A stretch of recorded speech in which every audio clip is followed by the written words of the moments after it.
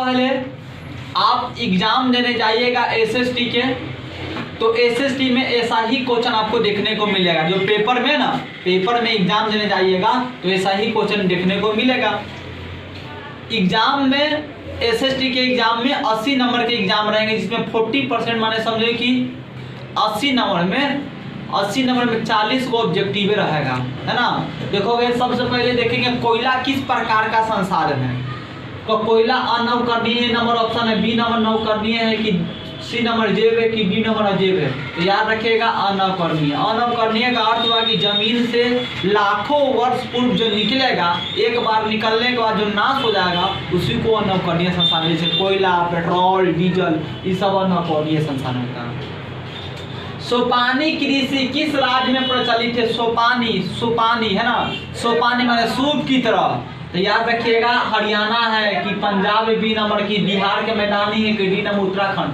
तो याद है सोपानी कृषि किस राज्य में है? तो उत्तराखंड वाला ऑप्शन। सोपानी कृषि माने सूप की तरह उसको मेयर बनाया जाता है और यहाँ पर उत्तराखंड में होता है। मेढक के प्रजनन को नष्ट करने के लिए 3 नंबर सवाल कर रहा है कि मेढक को प्रजनन को नष्ट करने के लिए कौन दवा का छिड़काव करना पड़ता है कि मेढक को जितना प्रजनन किया रहता है जो बच्चे उसको मृत्यु हो जाएगा। तो याद रखेगा ए नंबर है benzene, B number urea, C number endrin, D number phosphorus. तो एंड्रीन नाम की एक दवा होता है, अगर वह छिड़काव कर दोगे ना तो पूरा समझो कि यहाँ पर पूरा प्रजनन किया हो गया, जो मेढक का रहता सब मर जाते हैं। भारत में चौथा नंबर है, भारत में 2001 ईस्वी के अनुसार कितने प्रतिशत पर वन है? भारत में 2001 ईस्वी से कितने प्रतिशत पर वन है? सवाल यह कर रहे हैं। करा कि ए नंबर 25, बी नंबर 19.27। देखो दशमलव के बाद कोई भी संख्या को ना तोड़ के पढ़ा जाता है, 19.27, सी नंबर 20 की डी नंबर 20.60। तो याद रखिएगा 2001 की जनगणना के अनुसार भारत में 19.27 पर वन थे। 5 नंबर है, बिहार में कितने प्रतिशत भौगोलिक क्षेत्र पर वन है? तो ए नंबर 1.5 की, B number 20, C number 2.0, D number 7.1। तो ऑप्शन नंबर डी चल जाएगा 7.1। थोड़ा वीडियो फास्ट में भी चलेंगे क्योंकि ऑब्जेक्टिव है। 6 नंबर है, वन संरक्षण एवं प्रबंधन की दृष्टि से वनों को कितने भाग में बांटा गया है? तो याद रखिएगा ए नंबर ऑप्शन है 4, B number 3, C number 5, D number इनमें से कोई नहीं। तो वन संरक्षण के नियम से वन के 3 को भाग में बांटा गया है ना, आरक्षित, संरक्षित है ना, खुला। देखो मैंग्रोव वन का सबसे अधिक विस्तार कहाँ पर है? मैंग्रोव वन का सबसे अंडमान, ए नंबर ऑप्शन है अंडमान निकोबार द्वीप समूह में, बी नंबर सुंदरबन में, सुंदरबन पश्चिम बंगाल में पड़ता है, याद रखेगा। सी नंबर पश्चिमी तटीय प्रदेश में, डी नंबर पूर्वांचल राज्य में। याद रखेगा कि सुंदरबन कहाँ है? सुंदरबन में है ना। मैंग्रोव वन का डेल्टा कहाँ पड़ता है? सुंदरबन पश्चिम बंगाल में। टैक्सोल का उपयोग, टैक्सोल का जो उपयोग होता है ना, टैक्सोल का उपयोग तो ये कहाँ होता है? तो मलेरिया में, कि एड्स में, कि कैंसर में, टीबी में, है ना। क्या होता है? कहा कि यहाँ पर टैक्सोल का उपयोग।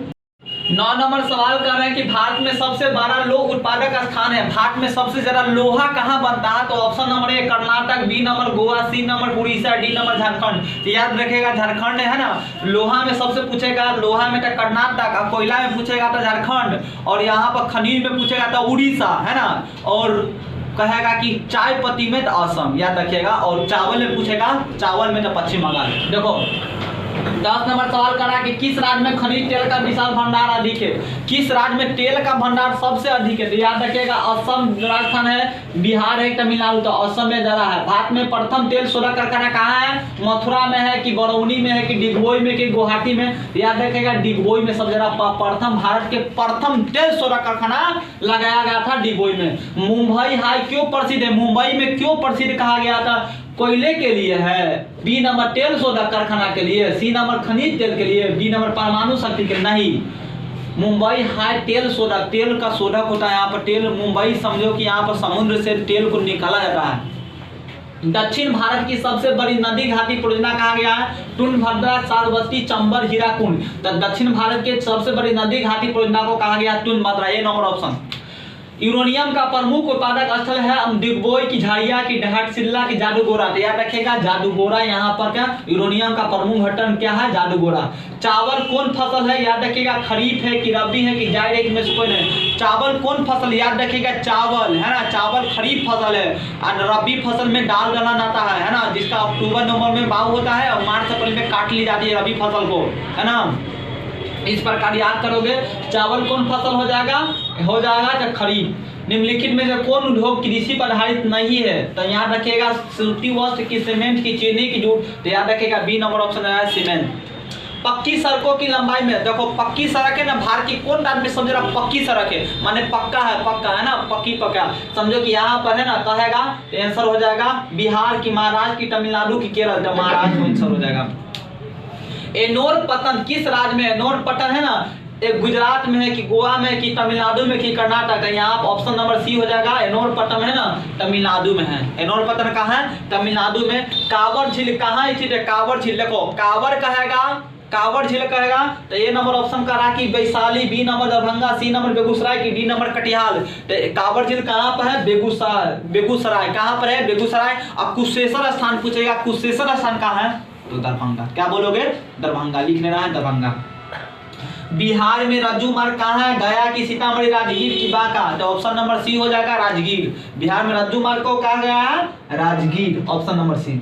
बिहार के शोक देखोगे, भूगोल के क्वेश्चन में ना आपदा प्रबंधन से भी क्वेश्चन मिलेगा, तो भूगोल के क्वेश्चन है ना, माने आपदा प्रबंधन से कुछ क्वेश्चन को है। बिहार के शोक कौन नदी कहा गया, ऑप्शन नंबर है यहाँ पर गंगा, ब्रह्मपुत्र, कोसी, गोदावरी, तो याद रखिएगा कोसी नदी को बिहार के शोक कहा गया, क्योंकि यहाँ पर देखोगे, क्योंकि रात में बाढ़ आएगा, पूरा बिहार को ढला जाएगा, वह कोसी नदी का प्रकोप है। बाढ़ क्या है, प्राकृतिक आपदा है कि मानव जनित आपदा है कि सामान्य आपदा है, इनमें से कोई नहीं। बाढ़ जो है ना प्राकृतिक आपदा, याद रखिएगा। देखो आपदा किसे कहते हैं, प्राकृतिक और मानव जनित द्वारा जो घटना घटेगा उसे आपदा बोलेंगे, आपदा। और कहेगा आपदा के दो प्रकार होता है, प्राकृतिक आपदा, मानव जनित आपदा। प्राकृतिक आपदा जो समझो प्रकृति से जो घटना घटता है, जो प्रकृति पर से जो घटना घटा है उसे प्राकृतिक आपदा कहते हैं, जैसे बाढ़, सुनामी है ना, यह सब प्राकृतिक आपदा होता है। जैसे ओलावृष्टि, बर्फ गिरना, ये सब होता है। जना मान लो कि क्या हो जाएगा आपदा, है ना, प्राकृतिक आपदा। अब मानव जनित जो मानव की तरह घटना घटे है, सांप्रदायिक दंगा, रेलवे दुर्घटना, मानव के भूल चूक, जना दंगा फैलाना, ये सब मानव के द्वारा होता है। सुनामी का प्रमुख कारण क्या है, समुद्र में भूकंपीय आना कि स्थलीय क्षेत्र पर भूकंप आना। याद करें समुद्र में जो भूकंप आएगा ना उसी को कहते हैं सुनामी, है ना। 24 नंबर, बिहार के कौन सा क्षेत्र बाढ़ग्रस्त है, बहुत इंपॉर्टेंट है, कई बार पूछेगा। पूर्वी बिहार की, दक्षिणी बिहार की, पश्चिमी बिहार की, उत्तरी बिहार, याद रखिएगा। बिहार का जो कौन सा क्षेत्र बाढ़ग्रस्त है, तो याद आंसर याद